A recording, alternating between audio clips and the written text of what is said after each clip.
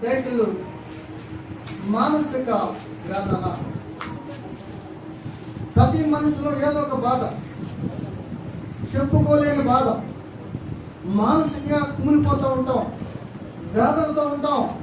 ఏంట్రా నా కుటుంబము నెమ్మది లేకుండా ఉంటుంది, ఇంత కష్టపడుతున్నాను కానీ నా కుటుంబంలో ఆవేదనతో ఉన్నాను ఏంటి అనే వేదన దీనిలో ఉంటుంది. అయ్యా నా భర్త నుంచి ఎప్పుడు చూసినా ప్రేమగా లేడు, ఐక్యత లేదు, ఏంటి ఆలోచించి ఏసుకుంటే ఎలా ఉంది, నా బతుకం తింటేరా అని ఆవేదన. ఎవరు చెప్పుకుంటా వేదన.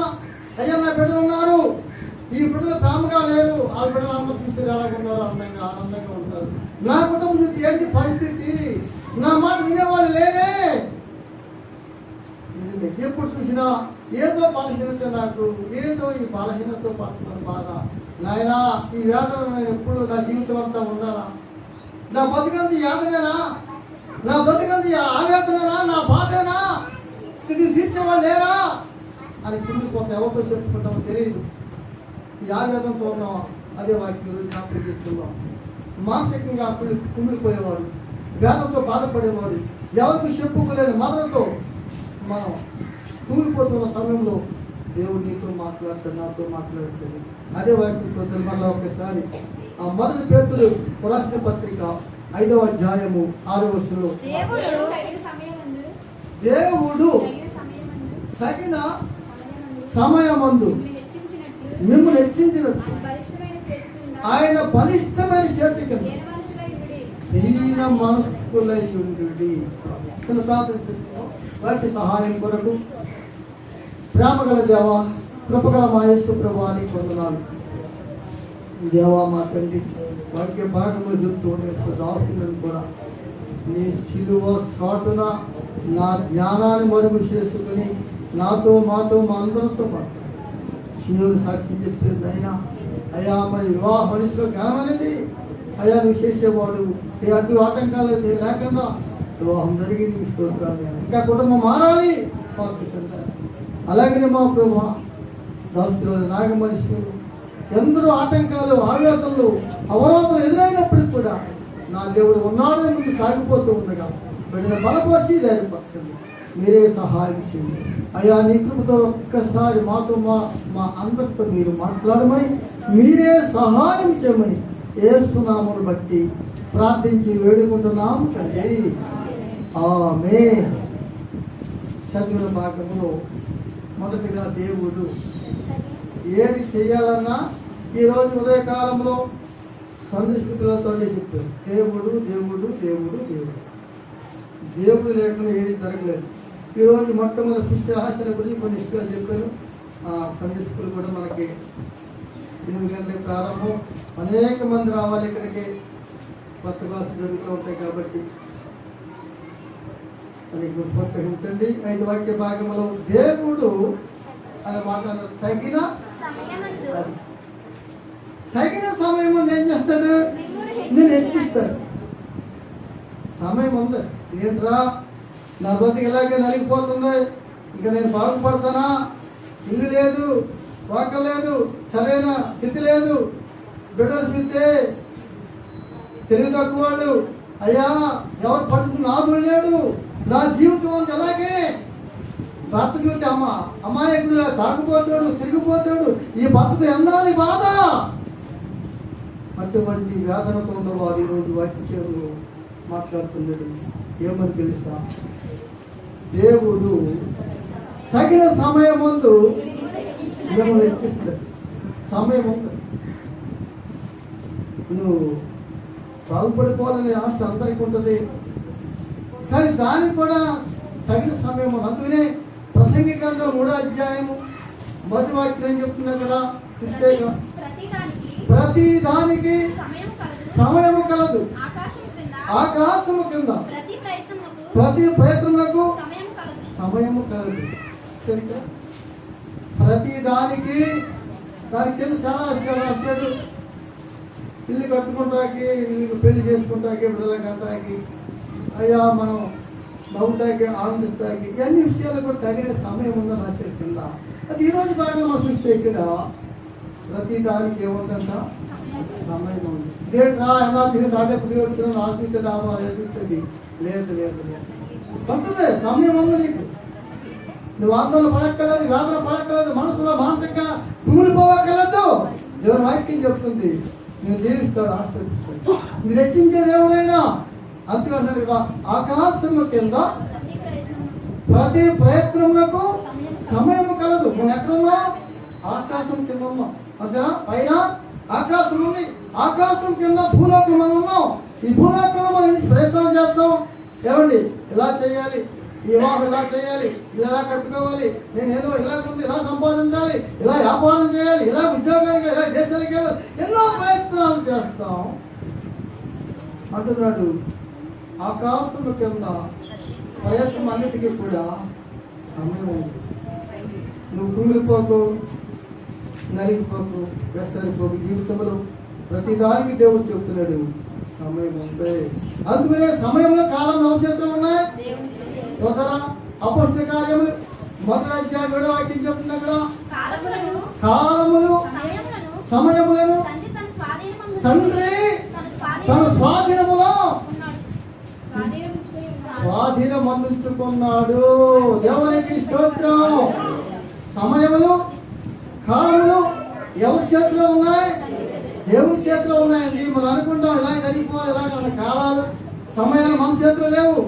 కాలాన్ని నిర్ణయించిన వాడు దేవుడు, సమయాన్ని నిర్ణయించిన వాడు దేవుడు. తగిన కాలమందు తగిన సమయమందు నేను హెచ్చిస్తాడు దేవుడు. దేవుడు మాట్లాడుతాడు ఈరోజు నీతో నాతో. అతను మనం అనుకుంటాం అనేక సార్లు ఇలాగా అలాగనుకుంటాం, కానీ మానసిక రాతంతో మూలిపోతూ ఉంటాం. దానికి దేవుడి మీద ఆధారపడి దేవుడు ఏమైనా చేయగల సమర్థుడు. ప్రతి దానికి కూడా సమయం ఇస్తున్నాడు, ప్రతి ప్రయత్నానికి కూడా సమయం ఉంది. అందుకే కాలాలు సమయంలో దేవుని ఆధీనంలో ఉన్నాయి. కాబట్టి ఆ దేవుని దగ్గర మనం వేచి ఉండాలి, కనిపెట్టుకుంటారు. ఎందుకంటే దేవుడు ఏమైనా చేయగల సమర్థుడు అని వాక్యం చెప్తుంది ఇక్కడ.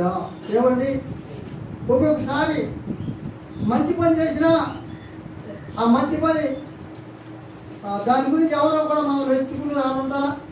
మంచి పని చేస్తున్నాం కానీ దాని గురించి ఎవరు పట్టించుకోరు. అప్పుడు ఏమైనా బాధ, ఎంత మేలు చేసేనే కానీ కొంత మాటతో కూడా నన్ను ఎవరు కూడా పట్టించుకోలేదే.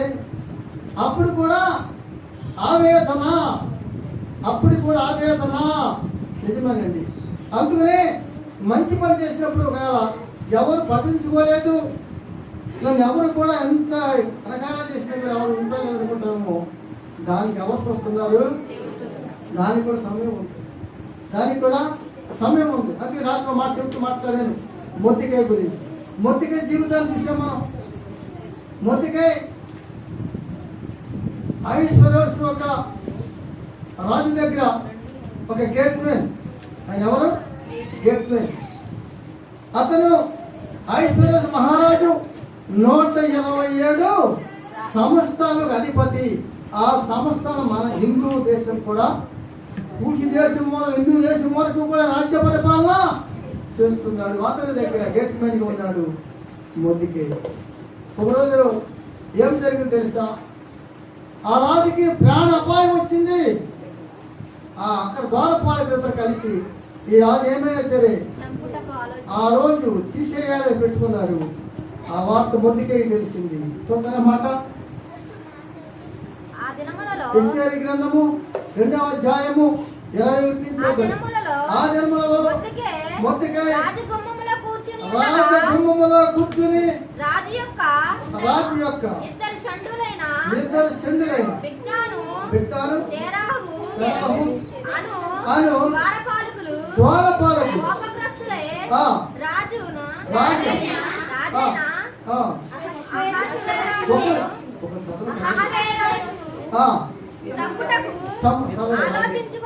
ఆలోచించుకొని ఉండి ఈ సంగతి మొద్దికేయ తెలియబడినందున అతడు దానిని రాణి అయిన ఎస్తేరుతో చెప్పెను. రాణి ఎస్తేరుతో చెప్పెను. ఎస్తేరు మొద్దికేయ యొక్క పేరట రాజునకు దానిని తెలియజేసి సంగతిని గూర్చి విచారణ కాగా అది నిజమాయెను. అందుచేత వారిద్దరు ఒక చెట్టుకు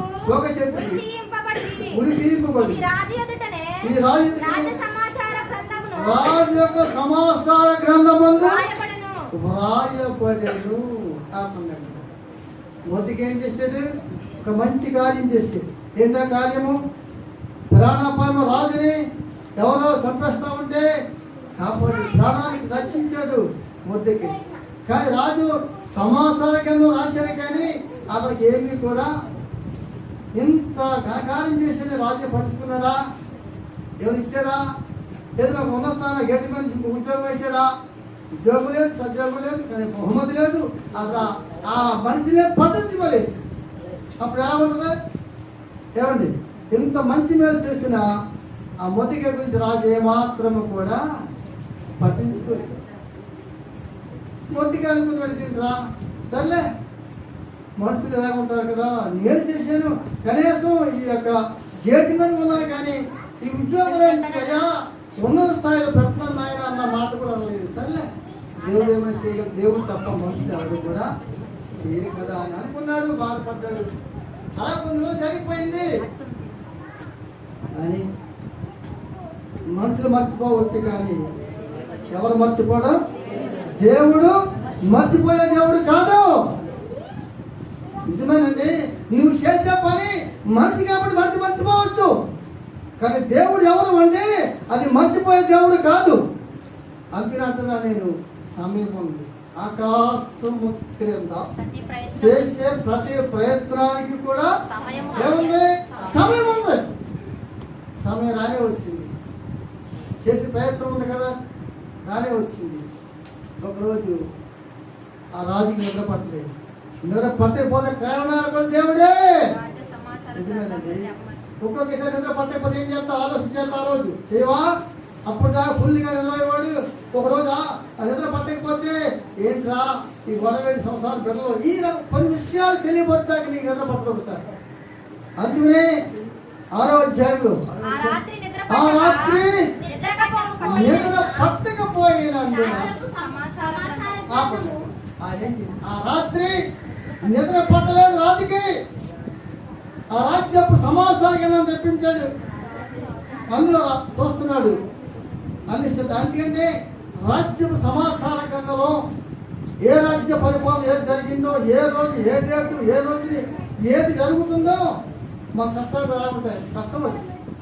రాజ్యానికి కూడా అప్పుడు రాజ్య పరిపాలన, ప్రభుత్వ పరిపాలన కూడా చంద్రబాబు పరిపాలన ఏమి అమలుపరిచారు.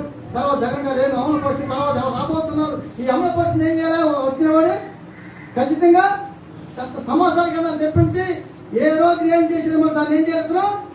అమలుపరుస్తారు. తెలుస్తా? ఏదైనా అమలుపరుస్తారంటే ముందు అమలుపరిచిన దాన్ని వెనకాల ఏం చేయాలి? ఖచ్చితంగా అమలుపరచాల్సింది. అదే ఇప్పుడు కూడా ఆయన చూసిన సమాచారం కింద ఆయన చదువుతూ ఉన్నాడు. ఇందులో రాసుకుంటుంది, ఒకనాడు ఒకరోజు ఫలానా డేట్లో ఫలానా మొత్తకే రాజు యొక్క మరణాన్ని చంపేస్తా ఉండేద్దరు, మరణాన్ని తప్పించిన వాడు మొత్తకే అని రాస్తుంది. ఆపండి అన్నదగ్గర అక్కడ ఉన్న వాళ్ళని అడిగాడు, ఆయన మొత్తికాయ ఎవరు? ఈ మొత్తికాయకి ఏమన్నా మనం సహాయం చేసామా?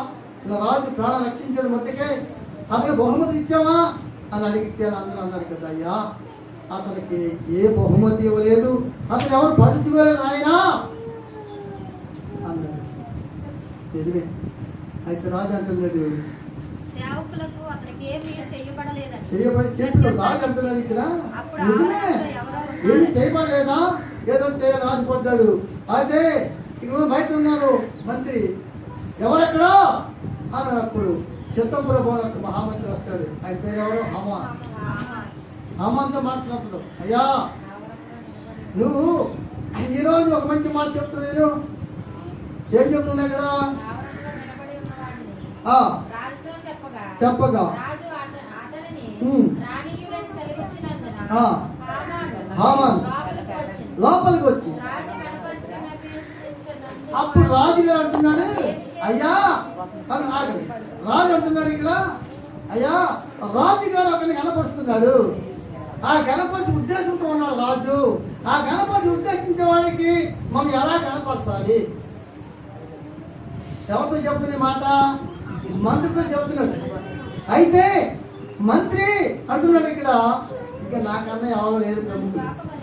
ఏమండి ఇక్కడ ఈ సమాజంలో నాకన్నా ఆయనకి ఇష్టమైన వాడు ఎవరు లేరు, నేనే ఆ గణపతివాడు నేనే, కాబట్టి ఇలా చేయాలని చెప్పి ఆయన చెప్పుకుంటూ వచ్చాడు. ఏమనంటే రాజ్య వస్త్రాలు ధరించాలి, గుర్రం ఎక్కించాలి, రాజు గారించే ఆ కిరీటాన్ని ధరింపజేయాలి, ప్రశస్త వస్త్రాలు ధరించాలి, వారి ముందు వాటిలోకి వెళ్ళాలి. వీధిలో రాజ్య వీధిలో ప్రతి ఒక్క వీధిలో కూడా గణపరుస్తాలు ఎలాగో అని చెప్పి ఆయన గురించి గణపరుస్తాని చెప్పినప్పుడు అంటున్నాడు, అవును నువ్వు చెప్పావు కదా, ఇందులో ఒక్కటి కూడా ఎవరకుండా అతను చేయవయ్యా. ఆయన ఎవరంటే ముద్దుకేసి ఇవ్వన్నాడు. దేవునికి స్తోత్రం, హల్లెలూయా. మనిషి మర్చిపోయాడు. ఎవరు మర్చిపోలేదు? ఎవరు మర్చిపోలేదు? దేవుడు మర్చిపోలేదు.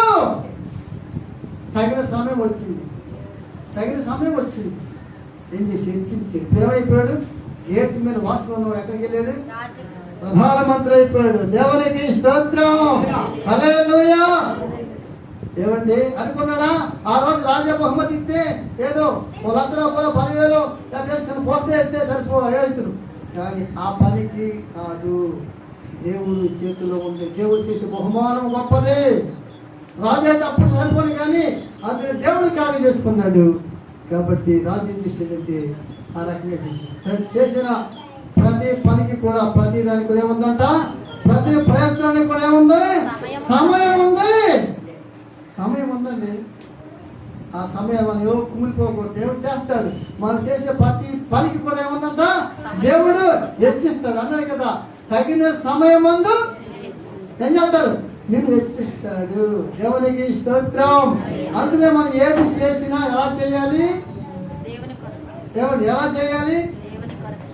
మనిషి నిమిత్తం కాదు, ఈ మనిషి చేత కాదు, మనం ఏది చేసినా దేవుని పని కొరకు ఇచ్చేది దేవుడు ఇచ్చిస్తాడు. తొందర మాట కొలసి సంఘానికి రాస్తూ 3వ అధ్యాయము భక్త పౌలు గారు కొలసి సంఘానికి రాస్తూ 3వ అధ్యాయము 23, 24 వాక్యాల మాట చెప్పబడింది. ప్రభువు సాక్ష్యము ప్రతిఫలముగా పొందుదమని ఎరుగుదము కదా. మీరేమి చేసినను అది మనుషుల నిమిత్తం కాదు, ప్రభు నిమిత్తమని మనస్ఫూర్తిగా చేయుడి. దాసులై ఉన్నారు. ఏం చెప్తున్న వాక్యం అంటే, ప్రభువు వలన సాక్ష్యము ప్రతిఫలము పొందము ఎరిగి ఉన్నారు. ఏమన్నారు ఇక్కడ? ఏదైనా చేస్తే మనకి దేవుడు ఏం చేస్తాడు? అంతే కదా. ఏమండి ఎలా చేస్తే మన దేవుడు అలా ఇచ్చిస్తాడు. అర్థమవుతుందా? మనం ఎలా చేసామని అలా ఇచ్చి మనకు తెలుసు. దేవుడు ఎలా చేస్తే మనం దీవిస్తాడు, మనం ఎలా చేస్తే దీవిస్తాడు, ఎలా చేస్తే దీవిస్తాడు అని అనుకున్నాం మనం. అలా ఎరిగి ఉన్నారు మీరు. కాబట్టి అదేమన్నాడు అక్కడ, మీరు ఏది చేసినా మనుషుల నిమిత్తము కాక ప్రభువు నిమిత్తము మనము ఎలాగంట మనస్ఫూర్తిగా చేయుడి. ఎలా చేయాలంట? ఎవడమ్మా నువ్వు ఇలా చేస్తే ఒకరు హెచ్చరించక్కర్లేదు. ఏమండి మన మాత్రం వచ్చిందంటే ఏమండి ఏమొచ్చింది? మన మాత్రం ఏమొచ్చింది? ప్రభు కోసం చేయాలి. ఎవరి కోసం చేస్తున్నాం? ఎలా? ఎవరి కోసం చేస్తున్నాం? మనుషుల కోసమా? ఏ మనుషుల కోసం చేస్తావు నువ్వు? ఏమండి ఏ పని చేసి ఎవరి పని చేయాలి ఇక్కడ? ఏమండి ప్రభువుని మీరు సీపు చుట్టూ ఉండి ఎవరి కోసం? ఎవరి కోసం? నేను అమ్మగారు ఇక్కడ చక్కగా చూస్తూ ఉంటే, చక్కగా చేస్తూ ఉంటే సీఎం గారు అన్నారు, అన్నయ్య ఏంటి కాకలాడుతున్న మందిరం బయట ఒక ఆకుకుండా ఇందాక దొరకలేదు ఇక్కడేమి. నేను అమ్మగారికి అదే ఆశమ్మా, దేవుని పని చేయలేదు, ఎప్పుడు వెళ్తామో దేవుని పని కలిగి. ఎందుకంటే అలా చేసే మందిరంలో ఉంది దానికి దేనికి దానికి ప్రతిఫలం ఎందుకు ఎరుగున్నామా? ప్రభు ప్రతిఫలం ఇచ్చేవాడు. నేను ఏది చేసినా నా దేవుడు నాకేమిస్తాడు? కొంతమంది కుడితే చిన్నతనం వస్తుందేమో, అది ఎవరు చూస్తున్నాడు? ఎవరు చూస్తున్నాడు? నీ చిన్నతనం అలాగే అడుగుతామా? నువ్వు వచ్చినప్పుడు ఏం చేయాలంట? నేను ఏం చేసినా ప్రభు నిమిత్తం మనస్ఫూర్తిగా చేశాను కాబట్టి ఘనమైన బలిపెట్టి ఆ రోజుని చీపుడు కట్టుకుని ఏం చేశాను? ఎక్కడ కడిగాను కాబట్టి ఈరోజు ఎక్కడ ఇచ్చాం? తెల్లని బట్ట తెల్లని వస్త్రాలు పెట్టి బలిపెట్టి ఎక్కించి రాజులతో నిలబెట్టాడు దేవుడు. దేవునికి స్తోత్రం. మహామంత్రులు ఎమ్మెల్యేలు ఎలా వచ్చారు? వాళ్ళతో మధ్య ఏం చేస్తాం? మేము వెళ్ళి దీవిస్తాం, ఆశలు ప్రార్థన చేస్తాం. అంత ఆరాధించాడు దేవుడు. తెలుసా నీకు? అందుకని ఏది చేసినా ఎలా చేయాలి? మనం మనస్ఫూర్తిగా చేయి అంతే తప్ప మనకు ఏమి ఇచ్చాము, మా కరుణారావు గారికి ఇచ్చాము, ఆ రాజుగారికి ఇచ్చాము అది కాదండి. ఆడికి ఏమవుతున్నాము? మనం చేసి ఎవరి కోసం చేస్తున్నాం? ఏ పని చేసినా మనస్ఫూర్తిగా దేవుడు పని చేయి. దేవుడు నేను ఏం చేస్తాడు? హెచ్చిస్తాడు. ఇంకోటి చెప్పరా? ఇంకో మాట చెప్తాడు. తగిన కాలం ముందు ఏమండి ఎప్పుడు చేసేప్పుడు ఎప్పుడు దేవుడు దీవిస్తాడు? ఎప్పుడు దీవిస్తాడు? ఇలా చేసేసి ఎప్పుడు దీవిస్తాడు? దానికి కాలం ఉందా? అక్కడ సమయం చెప్పారు. ఇందాకేం చెప్పారు? ఇక్కడ సమయం గురించి మాట్లాడు. ఇక్కడ ఏం చెప్తున్నాడు దేవుడు? తగిన కాలము. సోదర మాట గలతీ సంఘాలకు రాస్తూ 6వ అధ్యాయము 9వ వాక్యం, మనము మేలు చేయుట యందు ఇసుకయుందుము, మనము అలయక మేలు చేసేది తగిన కాలమందు దేవుడు తగిన పంట ఇచ్చిస్తాడు. తెలుసా నీకు? ఏం చేయాలంట? ఇది చేసాం, ఇంత పని చేసాం, మేము ఇంకా ఏం చేయగలుగుతాం? లేదు. ఈ మేలు సిచ్యువేషన్ ఏం చేయాలంట? అలయక ఏమన్నాడు? ఈ పని చేసాం, నేనేం చేయాలి? దేవుడు నేనేం చేయాలి? చూసేవాళ్ళు నువ్వు చేసుకుంటూ వెళ్ళిపోతాను. ఆ పని కదా నేను ఈ పని చేయాలి, ఆ పని ఈ పని చేయాలి అంటూ ఉంటావు. చేయడం ఏం చేస్తాడు? ఏమండి నోట్లో గలగొట్టు మొక్కలాగా అలాగే కొంతమంది ఒకసారి పెద్దయ్య గారు మాట్లాడినాడు. తమ్ముడు గారు ఆయన ఇప్పటికీ పుట్టిన దాదాపు 30 సంవత్సరాల క్రితం మాట్లాడాడు. ఇక్కడే శివుడు మంత్రుడు ఒక మాట ఏమన్నా తెలుసా? మొదటి మీద పిల్లి వాటం అన్నది. మొదటి మీద పిల్లి వాటం ఈ రోజు కూడా మాట నాకు ముందులో ఉంది. ఎందుకు చెప్పరా? ఒక్కొక్క మాట ఒక్కొక్క దాసుడు మాట్లాడితే అది మనసులో మొదటి మీద పిల్లి వాటం అంటే మొదటి మీద పిల్లి వాటం అంటే ఏంటి? ఈ రోజు కూడా మాట్లాడు పెద్దలు మాట్లాడతా ఏదైనా ఒక మాట ఆడి అర్హల మాట అది. ఈరోజు నేను మాట్లాడిన అంతే. మొదటి మీద పిల్లి వాడటం అంటే ఈ మొదటి మీద అదేం చేస్తుంది? మాట వేసుకుని ఇలా అందరూ గలగలైపోతుంది. ఇక్కడ ఇలాగే ఏమి కదలకుండా ఏం చేస్తా చూద్దాం, ఏం వేస్తా చూద్దాం, ఏం జరుగుతుందో ఏంటది నువ్వు అలాగే ఉంటావు. వాళ్ళు చూస్తేనే పైకి వెళ్ళిపోతారు అన్నాడు. ఇక్కడ మేలు చేయి అలయాక విసుకోక మేలు చేయి అలయాక మేలు చేసిన ఎడల తగిన కాలం ముందు తెచ్చిస్తాడు. తగిన కాలం ముందు ఏంట్రా అంటే పలానా ఏం చేసావు? అందుకని ఉపదేశం చేసిన పనికి వాళ్ళ ద్వార పాలకులు వాళ్ళ ముందు నిలబడ్డారు. తెలుసా నీకు? ఆ కుటుంబం దేవుడు దీవించా అంచులు కలిగించాడు దేవుడు. వాళ్ళ కుటుంబం మనవాళ్ళు ఎన్ని మనవాళ్ళు నిరుద్యోగం దానికి వెళ్తారు. చెబుతున్న విషయాన్ని ఎందుకంటే ప్రతి దానికి ఏముందా? సమయం. ప్రతి ప్రయత్నానికి ఏముందా? సమయం ఉంది. ప్రతి దానికి ఏముంది? తగిన కాలం ఉంది. తగిన కాలంలో దేవుడు నిన్ను హెచ్చిస్తాడు. దేవునికి స్తోత్రం. హల్లెలూయా. నిజమే. ఎందుకంటే మనం చేస్తాం, ప్రయత్నాలు ఉంటాయి. ఎవరు ఆశ లేని వాళ్ళు ఎవరు ఉండండి. ఏదో చెయ్యాలి, ఏదో సంపాదించాలి, లేక ఇలా కట్టాలి, ఇలా చెయ్యాలి, ఈ జాబ్కి వెళ్ళాలి. ఏం చేయరా ప్రయత్నాలు? చదువుకునే పిల్లలు ఎవరైనా జాబ్కి వెళ్ళాలి, వాళ్ళకి ఆశలు ఉంటాయి. ఇల్లు లేదని మంచి ఇల్లు కట్టుకుంటే బాగుందా? చక్కగా స్టే వేసుకుని ఇంకేమి లేకపోతే అన్ని కట్టుకునే వాళ్ళు అలాగే చూసి ఇదేంటి అన్ని బాగుంది ఇంట్లో టైల్స్ పెట్టి అంత బాగుంది ఉండదా ఈ పిల్ల ఏం చేస్తాను అందరూ నా ఇలాగ అయిపోతుంది నేను ఎవరు మొత్తం దాని మీద ఉన్నట్టు చెప్తాను మొత్తం కూడా తీర్థం దేవునికి స్తోత్రం హల్లెలూయా. నిజమేనండి, దేవుడు తగిన సమయం నిన్ను రక్షిస్తాడు. ప్రతి ప్రయత్నం చేశావు వదిలిపెట్టగలదే. దేవుడు తగిన కాలం ఉంటుంది. దేవుడు ఏం చేస్తాడు? అంచులుగా దేవుడు ఏం చేస్తాడు? హెచ్చిస్తాడు. దేవునికి స్తోత్రం. అది మొదటి భాగం. దీని వాక్యాన్ని 4 భాగాలు ఎవరైనా చెప్పింది. ఒకే వచ్చి 4 భాగాలు వేసుకో. ఈ వాక్యం 4 భాగాలు ఎవరిందాక మొదటి ఏంటి? సమయము. దేవుడు చేసి చెప్తాడు. మొదటి ఏంటి? సమయము. రెండవది ఏంటి? హైలైట్ హెచ్చించుట. మూడవది ఏంటి? ఆయన బలిష్టమైన చేతి కింద ఉండుట. నాలుగవది ఏంటి? దీన మనసు కలిగి ఉండు. దేవునికి స్తోత్రం. ఒకే మాట 4 విషయాలు ఉన్నది. దేవుడు అన్నాడు అక్కడ. ఒకటి ఏం చెప్పాడు ఇక్కడ? సమయం ఉంది, కంగారు పడుతున్నాడు. రెండవది ఏమన్నాడు? హైలైట్ చేస్తానన్నాడు. మూడవది ఏమన్నాడు? ఆయన బలిష్టమైన చేతి కింద. నాలుగవది దీన మనసు కనిపెట్టు. తెలుసా నీకు?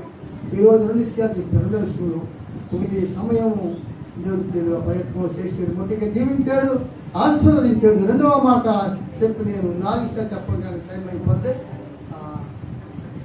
రెండవ మాట చెప్పి నేను ముగిస్తాను. అది రెండవ మాట ఏముందంటే ఇక్కడ ఏముంది? ఒక కుటుంబాన్ని మనం చూద్దాం. ఎల్కానా. ఎంతమంది తెలుసు ఎల్కానా? ఎల్కానాకి ఎంతమంది భార్యలు? అన్న పిల్లలు. సూత్రం మొదటి సమయాలు 1 అధ్యాయం మరి 2 వర్షాలు ఉంటుంది. అది తర్వాత ఎఫ్రాయిము మన్యమందు రామ తయోమిస్ట్రీమ్ పక్కన పోవాలి ఉండేను. అతని పేరు ఎల్కానా. అతడు ఎఫ్రాయిముడైన సూపునకు పుట్టిన కోహు కుమారుడు ఎలీహూమునకు జననమైన యెరోహాము కుమారుడు. అతనికి 2 భార్యలు ఉండేవి. దేవునికి స్తోత్రం. జీవితం చెప్తాడు. ఇక్కడ ఎంతమంది ఉన్నారు? 2 భార్యలు. వాళ్ళ పేర్లు పెనిన్నా, హన్నా. చాలా తెలియదు మాట. ఏమైనా వెళ్ళదా? పెనిన్నా, హన్నా గురించి చాలా అర్థాలు విన్నాం. ఎలాగైనా భార్య గురించి విన్నాం. ఇక్కడ పెనిన్నా ఏం చేశాడు? ఎలాగైనా ప్రేమించాడా? ఎక్కువగా ఎవరు ప్రేమించాడు? ఏమండి? అది హన్నాను ప్రేమించి ఎల్కానేమో దూరంగా ఉంచి ఎల్కాన్ దేవుడు ప్రేమించాడు. దేవునికి స్తోత్రం. హల్లెలూయా. ఎందుకంటే మన ప్రేమ అలా ఉండిపోద్ది. అందుకనే ఎల్కాన్ ఎక్కువగా హన్నాను ప్రేమించాడు, పెనిన్నాని చెడుకు తీసాడు. కానీ ముందు గర్భం ఎవరు తెలిసాడు? ఇప్పుడు చూడండి, ఇక్కడ సమయం ఇచ్చాడు, ప్రయత్నం చేస్తుంది. ఆ పెనిన్నా గర్భం తెలిసి చూశారు ఇక్కడ. కానీ అన్న ఎలక్కన బాగా ప్రేమించాడు. కానీ ఏం లేదు. దేవుడు ప్రేమించింది, మనం దోషించిన దేవుడు. అందుకనే ఎలక్కన జీవితం పెనిన్నాకి దేవుడు ప్రేమించే దేవుడు చెప్తూ మొదలుపెట్టింది. అయ్యా నా భర్త చూస్తే వేదన. ఏమండి? అది ఒక మనిషిని బాగా చూసి బాగా చూడకపోతే ఎలా ఉంటుందండి? అందులో ఇంకో ఇల్లు అయితే పర్వాలేదు, ఒక ఇంట్లోనే. ఈ రోజు లేదు, అర్థం కూడా లేదు. అది అలగారు. ఈ రోజులు కూడా ఉంటారేమో. ఉన్నారా? ఎందుకంటే ఇంట్లో విధానం సరిగా లేక బయట కొంతమందికి అలాగే ఇంట్లో మంచి ఏమైపోతారు. ఈ పోషకాలం వచ్చి తిరిగేది వాళ్ళు లేకపోతే ఎంత వేదన. ఎవరితో చెప్పుకూడదు, వెళ్ళి ఎవరితో చెప్పుకుంటే, ఎవరు పక్క చెప్పుకుంటే చెప్పుకెళ్ళిపోతారు. నిజమేనండి, ఇంట్లో వేదన, మానసిక కూలిపోతాం. ఏంట్రా నా జీవితం ఎలాగైపోతుంది? వాడు చూస్తే బయట అదే గొడవ. నిజమే, దేవుని వాక్యం చెప్తుంది ఇక్కడ. పెన్ను కానీ చిన్న చూపు ఇచ్చాడు, కానీ అన్నాను ఎక్కువ ప్రేమించాడు.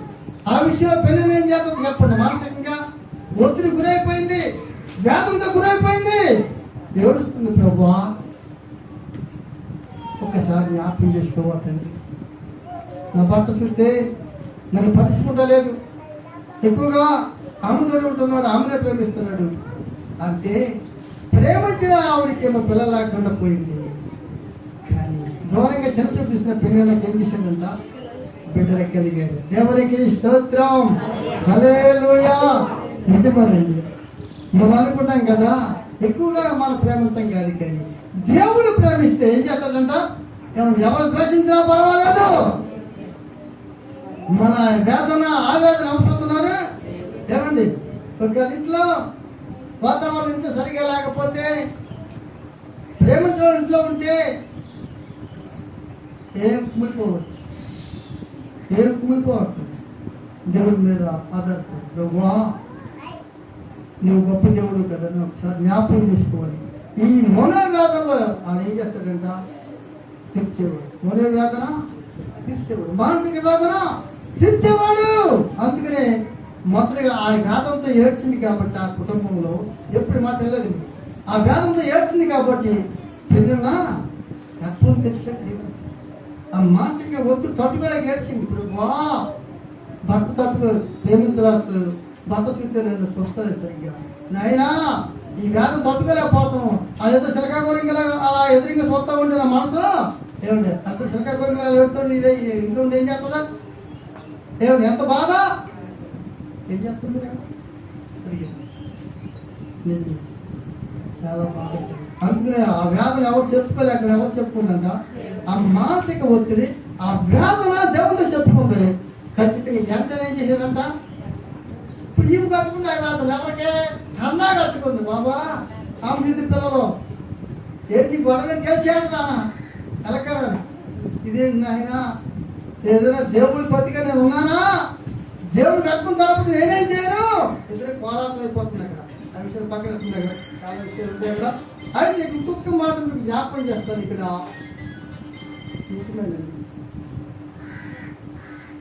అందరూ ద్వేషించిన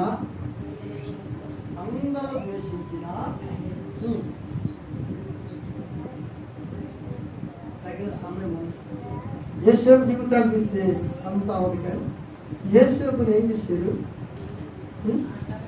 అన్నగారు, ఇది కళ్ళకనేవాడు ఏదో మనకి ఏదో ఇతరులు చెప్తాడని ఏం చేశారంట, ద్వేషించారు. ఎక్కడికి అప్పు చెప్పారు, గోతులో పడేసారు. సావుకు అప్పు చెప్పారు. సావలేదని వాళ్ళు ఎక్కడ అప్పు చెప్పారు, అమ్మేశారు ఐగుప్తికి. జీవితంలో ఒకసారి ఆలోచించండి. సొంత అన్నగారులే పాడు చేస్తామండి, సొంత అన్నగారులేకే విరోధం అయిపోతే ఇంకెవరున్న నాన్న వాడు, తండ్రి ముసలోడే పట్టుకోలేదే, తల్లి సరిపోయిందే, ఎలా ఉన్న జీవితం ఒకసారి ఆలోచించండి. ఎంత కుమిలిపోయాడో యేసేపు, ఎంత మానసిక ముద్రైపోయాడో. తల్లి లేని బిడ్డ, తండ్రి ముసలోడు, కొడుకు కనపడతలేదు.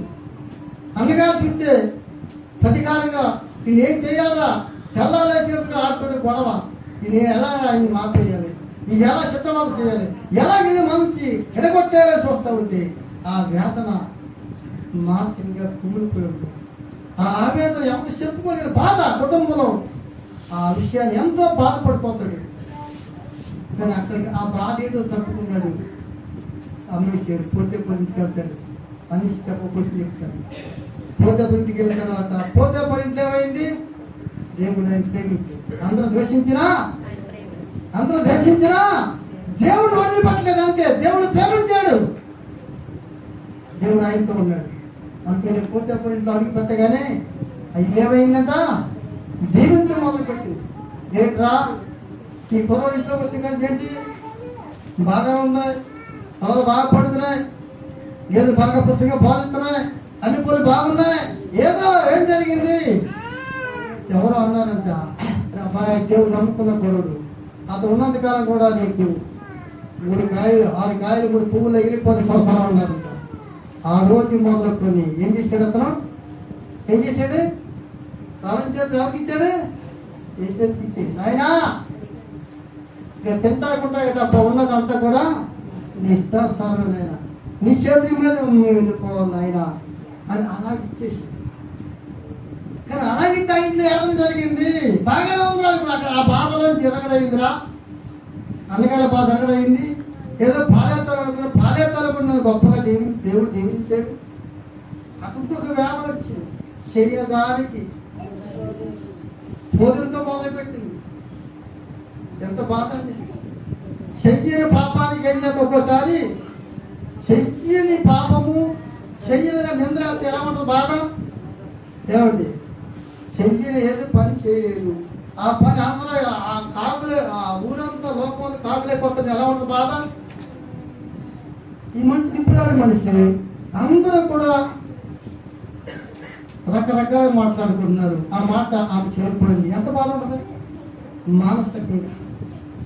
కొంతమంది చచ్చిపోతారు అనుకుంటారు. నిజమే, చదవద్దు అనిపిస్తుంది. తెలుసా నీకు?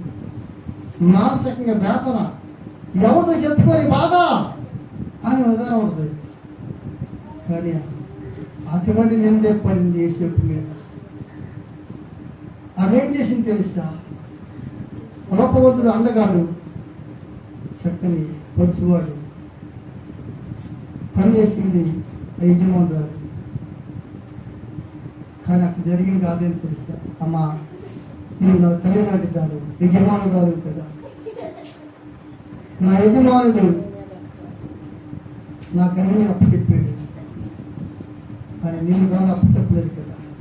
అమ్మ ఈ పని తగదు. ఇక మాటి మాటి శోధిస్తూ ఉంది. ఇది శోధన.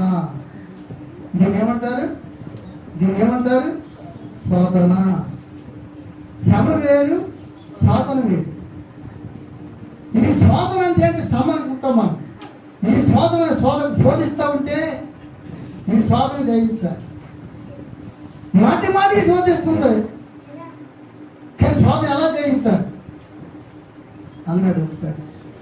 అమ్మా ఇది తగదని చెప్పి ఆమె ఒకసారి బలవంతం చేసింది. ఎవరు నేనే, నీకు అదేంటి? నువ్వు నేనే కదా చూసేవాళ్ళేనే అని అన్నప్పుడు, అమ్మా నేను నన్ను చూసేవాడు ఎవరున్నారు? ఒకడున్నాడమ్మా.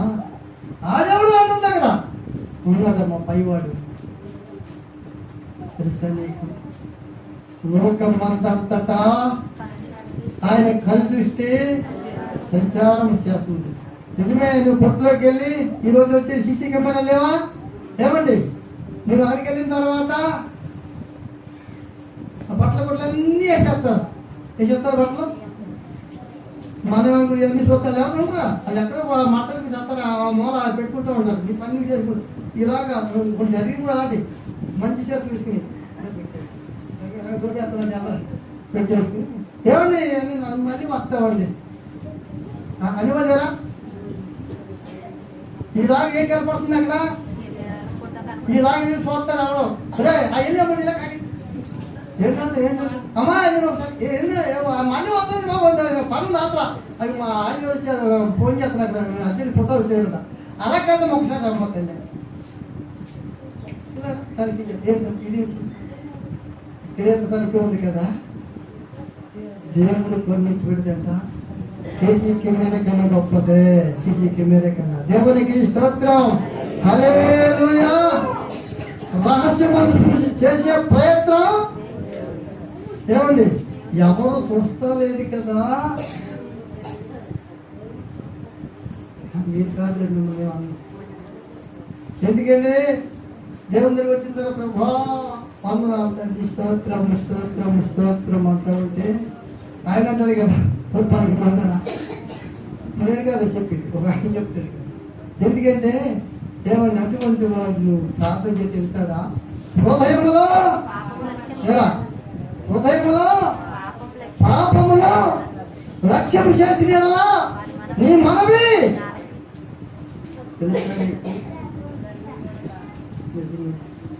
అదే మన భయం. ఏమి భయం తెలుసా? ఎవరు చూడుతున్నారు? ఫాస్ట్గా అమితానికి వెళ్తాం. ఎవరు జరిగిపోతూ ఉంటాయి. కానీ చూసేది ఎవరు చూస్తున్నారు? అందుకని ఏసేపు ఇచ్చిస్తా కారణం ఏంటి?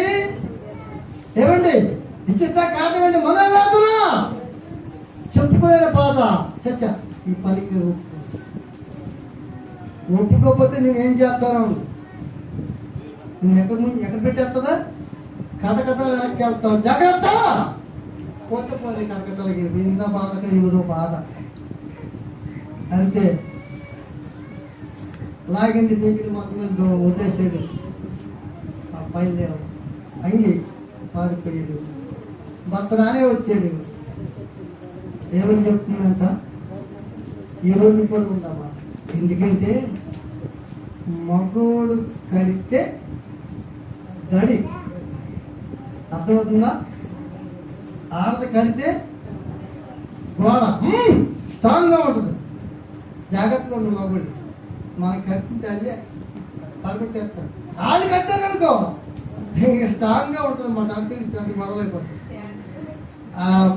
వచ్చాడు యజమానుడు ఎట్ట కూర్చుంది చిప్పుడు ఏంటి ఏంటి ఏంటి అలా ఉన్నాయండి. ఏం చెప్పమంటావు? బొక్కలు తెస్తాడు. అదేం చేయాలి? ఏంటి ఈ గొడవ? ఆడది కన్నీరు కాకి మొబడికి ఏమొచ్చేది? టెన్షన్. అన్నం కదా అన్నం ఉండదు. బాగా చెప్పి ఏమైపోతుంది? ఏం చెప్పమంటావు? నువ్వు తీసుకొచ్చావు కదా రావడం. ఆడెవడో దిగుతున్నా పాపం ఉంచాడు. అదేం చేశాడు? ఇంత ఎంత మర్చిపోయాడు. ఏం చేశాడు? ఏం చేస్తున్నావు? చేయడానికి పని చేశాడు. ఇవన్నీ ఆలోచించి ఆడ అడిగి పెట్టాక నా కుటుంబం జీవించబడింది. యథార్థవంతుడు మంచి కుర్రాడు దేవుడు నమ్ముకున్నాడు అనుకున్నాడా? ఆలోచించలేదు. ఎక్కడ పెట్టాడంతా? జైలు. అక్కడ ఎంత బాధ ఉంటుందండి. ఒకసారి ఆలోచించండి.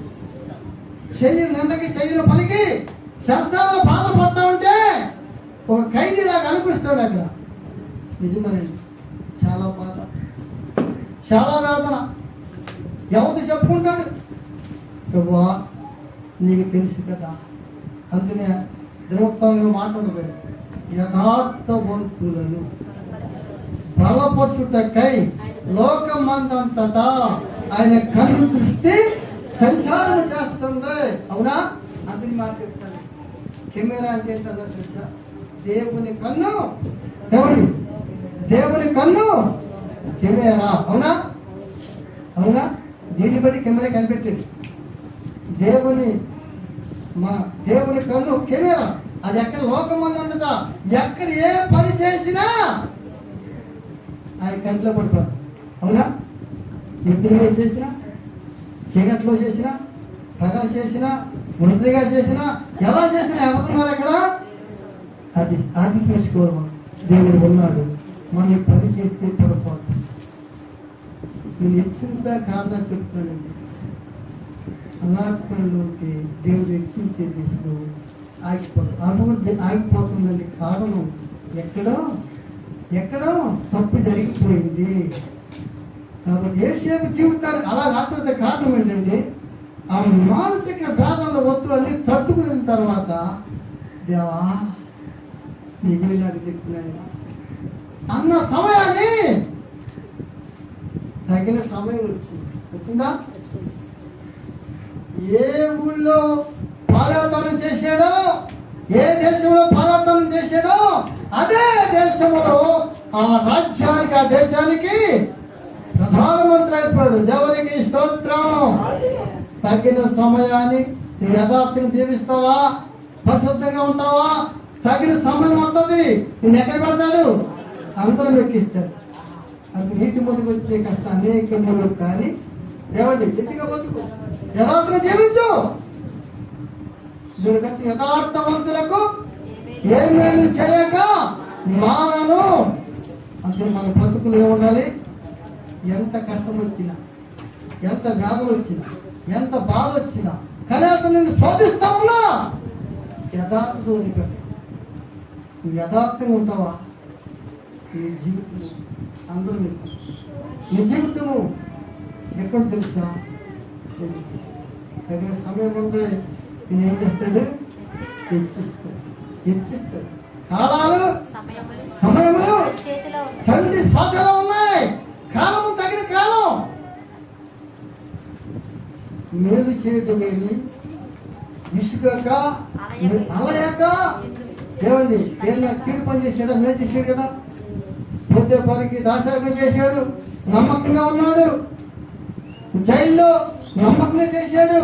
అలా కానీ మేలు చేసుకుంటే వెళ్ళాడు. కానీ తగిన సమయం వచ్చింది, పంటకు వచ్చి తగిన కాలం వచ్చింది. హెచ్చించింది. ఎక్కడ పెట్టాడు? ఏ దేశంలో అయితే పాలేరు ఆ దేశంలో ఆయన చేతుల మీద ఏమి ఇచ్చాడంట? ఆయన చేతుల మీదే అందరికీ కూడా దాన్ని కొనుగోలు చేసాడు. అందరికి అన్నదాత అయిపోయాడు. అవునా? అందరికి అన్నదాత అయిపోయాడు. ఆయన దేవునికి స్తోత్రం. హల్లెలూయా. చాలా విషయాలే 2 భాగాలు పుట్టాలేవు. కొద్దిగా దేవుని సిద్ధమైతే నా ప్రాణపాలు దేవుడు అక్కడ ఆలస్యమైతే మరలా ఒక్కసారి మరలా 2 భాగాలు మనం చిన్న వాక్యము దేవుడికి ఆమేన్.